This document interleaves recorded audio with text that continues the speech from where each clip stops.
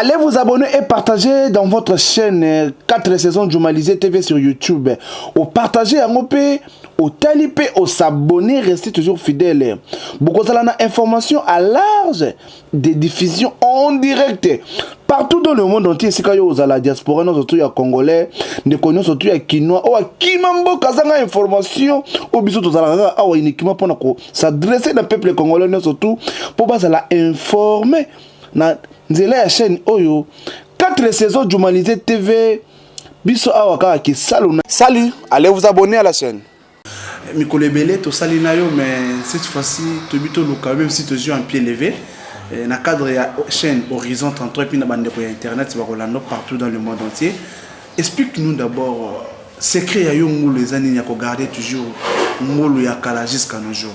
Bon, secret d'abord, les années on travaille. Dans le jour à pied levé, dans la qui a se sacrifié vraiment. La personne merci ça ou ça non. Secret de bosser dans notre travail, il faut qu'on travaille d'abord. Si vous avez tous les ministères, tous les christianos, si vous travaillez, ils ont pas mal dans notre travail d'abord le bosser. Voilà. Alors, Nelson, coloniser ça 2 fois victoire, c'est pas une chose facile, hein? Les gens ont beaucoup chanté à propos de vous, vite, depuis Bengue n'a jamais battu Mazembe. Mais ça, c'est la 2e fois que vous battez Mazembe avec Ibenge. Et hier aussi, vous étiez aussi au four au moulin avec les adversaires de DSMP, battus encore 3-1. Est-ce que tu as quand même un message adressé aux fanatiques des supporters de AS Vita Club? Bon, d'abord, il y a une concentration, il y a facilité. Moi, je suis dans le championnat. Après l'élimination de la Ligue des Champions, parce que l'objectif de la mission, c'est qui Toko Matina en Ligue des Champions, tous Zouamo pourquoi pas. Et si vous avez des soukas, tout le monde qui quitte la CAF, vous avez bien humilié, les supporters peuvent mais biso montre une assurance que tu as une équipe, tu as une équipe qui tu tiens quand on travaille comme coach Carlo Barra travaille, tu quittes la CAF. Après playoff match la mission sans raballer les ressources, vous avez pas si maintenant à la marty, les supporters peuvent avoir une confiance que tu tiens quand on travaille. Les lots maintenant résultats on combattre Mazembe premièrement parce qu'il m'a donné à gagner la biso il pas gagné la biso ça on déjà habitué mais Mazembe maintenant aux arabes ils arabes ont souci à carrière on a maintenant gagner Mazembe maintenant normal vraiment c'est un plaisir à ma casse maintenant Tara grand Mazembe les équipes à facilité champion d'Afrique ont gagné la facilité dans la masse à Ogaye Sika. Vraiment, la CPL est fort. En plus, sur opération, je à 3 parce que les amis naissent. Tout le monde est au matin. Il faut vite, avec le Bamissan, on met la Ligue des Champions. Avec le Bamissan, on met 4e fois qu'il part. Normalement, c'est là que coach, tu as un esprit, il faut tout travailler dur pour tout retrouver la meilleure. La bisu moto peut sur le terrain, moi, la monnaie, tout ça. Avec la base, on a une équipe qui construit ma casse vraiment. Mais qu'est-ce qui est arrivé que beaucoup qui sont dans la CAF? Est-ce que tu peux expliquer son mot un peu en un mot? Bon, c'est la qui t'a dit que tu as fait équipe. Exact. Vous avez une équipe à ma casse. Tu as une équipe à ma casse. Oui, il y a qui ont un ballon. Tu mets que se donner la nuance sur bon ici mais tu quittes la CAF que tu continues à les Nelson, vraiment, tu es toujours en forme. Vous avez un modèle de joueurs étrangers ou des nationaux congolais mais à l'étranger. Parce que nous, tu as un modèle Moroyayo, mais tu es tombé dans ce qui est juste. Modèle est bien, modèle à travail, pour modèle est bouché, ça a son ya Cameroun, il y a Mibali, Bobby Mikel, Baza, Molokante, souffle, on a vraiment un militaire faux aux Anons. C'est ça. À tout le temps, il y a tout continuer à travailler. À toi, on va monter, mais tout continuer ça. Et puis.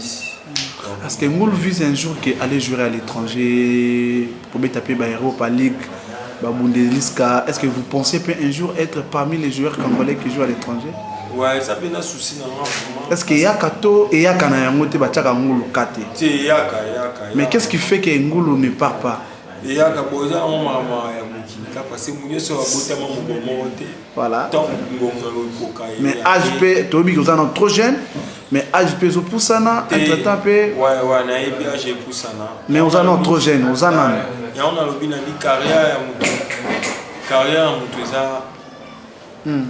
eza nzambe kaka nde ya destin ezalaka ya nzambe souwe mposa na nga objectif na nga ya vie ezalaka fo obima obeti ya obimi libanda na servi vite ape trop combien des années oyo déjà na sa ezo 6 ans avec 6 ans obimaka te na bima na te peut-être ozala pe opportunité chance pena année oyo topesa avec la vie coupe bando linga topesa linga foot.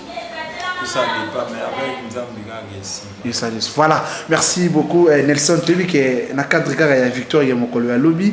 Nous nous adressons ce qu'on a population, na si bas supporter, c'est vite à au bas CP la cana avec club K. Il y a défaite, bazana bino, K puis victoire bazana bino.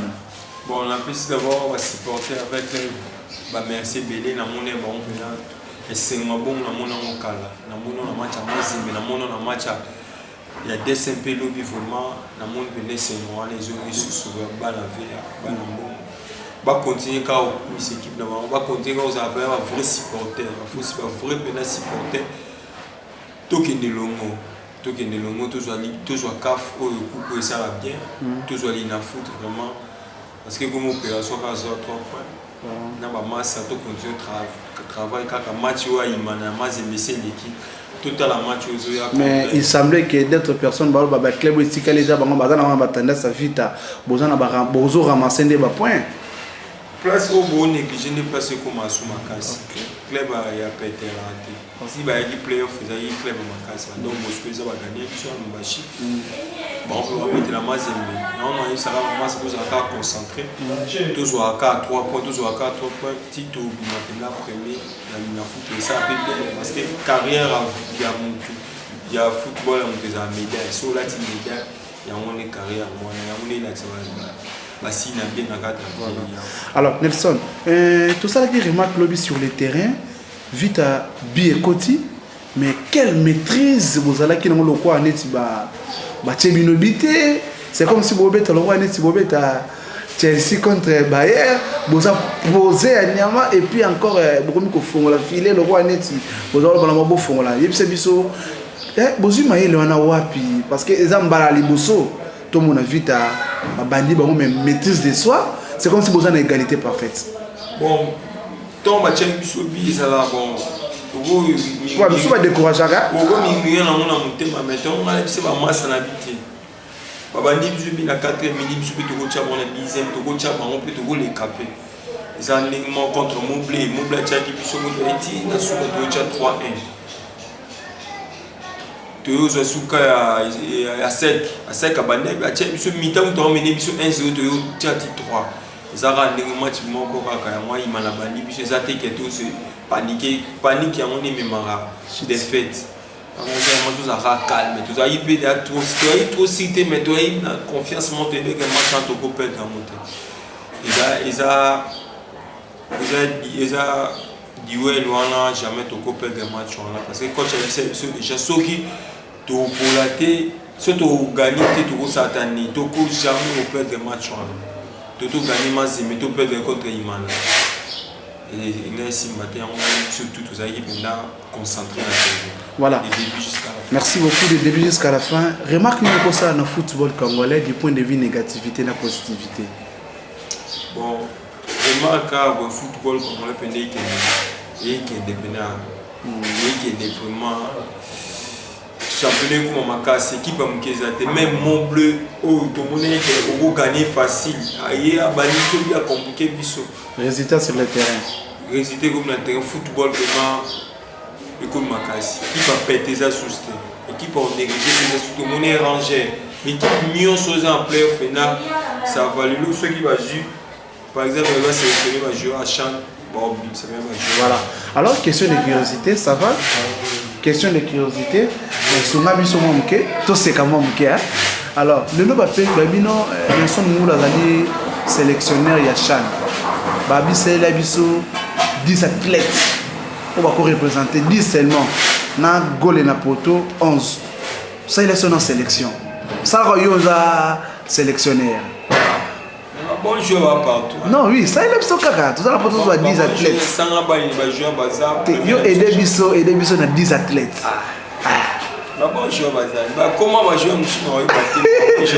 Bon, c'est un club qui aura des attaques combo, il va te mettre au supposé à ta.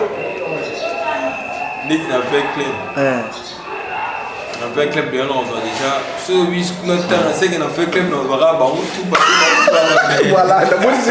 voilà, là c'était juste pour s'amuser avec notre invité. Alors, voilà, Tokomi Nasuka, to se kamuke les sous. Au quoi c'est biso, au rappeler biso, ainsi que Bolonga no azotalo siko na TV. Au rappeler biso date oyo andima quand je t'aime. Il y a date tout là-bas là. Il y a le 20 juillet. Le 20 juillet. Merci beaucoup. Voilà, Tokomi Nasuka, moi message phare pour la tout bazo landa yo na ba supporter si ya AS Vita Club. Bon, après d'abord merci parce que aussi pendant la temps déjà facile tout aussi quand tu commences pas le Kama. Merci d'abord on apprécie merci va supporter avec les bases à calme. Match à match messieurs l'équipe tout continuer suite tout côté dans tout continuer aux horaires à 3 points parce que l'objectif c'est ça qui te ma première ligne à foot tout m'a payé tout soit coupe pour ça avec les va dans un souci dans mon début là na pesi vraiment merci belé dans match avec qui trop va continuer car pour nous faire que l'équipe on va vrai supporter va vrai supporter va continuer va na toujours na pesi merci trop merci maman Mbote na pesi moi ça Mbote na PCP moi na Israël Mbote passe ça le sakana ba big rouge voilà ba Iniesta ba Nemi ba mutu ba Mida na PCP papa Mbote passe ça pour nous nanga PCP maman nanga moi j'ai tout place à ça Mbote ba Mbote tout. Merci beaucoup. Salut, allez vous abonner à la chaîne.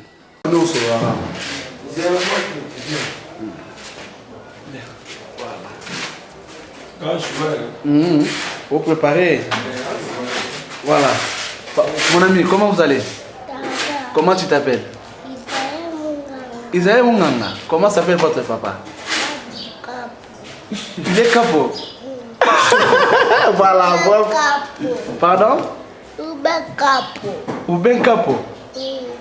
Voilà, moi je n'ai pas bien compris. C'est votre papa qui sait bien qu'est-ce que vous parlez. Alors, as-tu un message à parler à votre papa? Pardon? Voilà, merci beaucoup. C'est bon, excusez. Voilà. Habillement.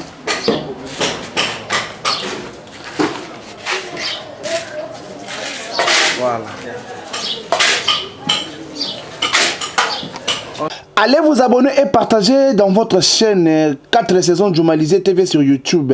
Au partager à Mopé, au taliper, au s'abonner, restez toujours fidèles.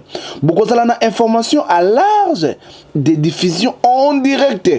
Partout dans le monde entier, si vous avez la diaspora, nous sommes Congolais, nous connaissons surtout les Kinois, ou Kimambo, Kazanga information, au bisou de Zalaga, ou uniquement pour s'adresser au peuple congolais, surtout pour informer. Na nzela ya chaîne oyo 4 saisons Jumalisé TV biso awaka ki salon